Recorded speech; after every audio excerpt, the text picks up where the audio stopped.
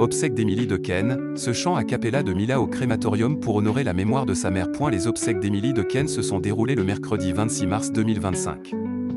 Au cours de la cérémonie, sa fille Mila Savarez lui a rendu hommage en chanson. Les proches d'Émilie Dequesne lui ont rendu un dernier hommage. 10 jours après la mort de l'actrice, ses obsèques ont eu lieu au crématorium du Père-Lachaise. Un peu avant 15h30, une foule composée de nombreuses personnalités comme Virginie Efira, Emmanuel Béard ou les frères Dardenne s'est ainsi rassemblée. De son côté, la fille unique d'Émilie Dequesne, Mila Savarez, est arrivée discrètement.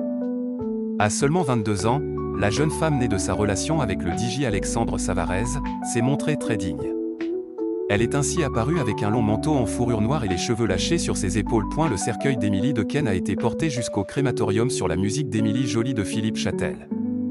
Quelques minutes plus tard, c'est la musique Dans les yeux d'Émilie, de Joe Dassin, qui a résonné.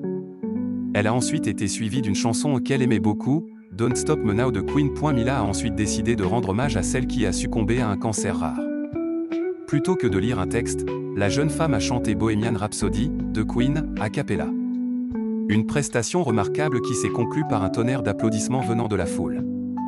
Un chant corse souhaité par le cardinal François Bustillo est finalement venu mettre un terme à la cérémonie. Émilie Dequesne partageait sa vie depuis 17 ans avec Michel Ferracci. Ensemble, ils formaient donc une famille recomposée avec Mila mais aussi Enzo et Maël, les fils de l'acteur. Les 3 hommes étaient bien sûr présents à la cérémonie. Aux alentours de 16h30, les parents d'Émilie Dequesne, Daniel et Brigitte, mais aussi Michel Ferracci, Mila, Enzo et Maël, sont sortis du crématorium. Ils ont alors suivi le cercueil de l'actrice. La jeune femme, bouleversée par sa disparition, a ensuite pu trouver du réconfort auprès de son beau-père.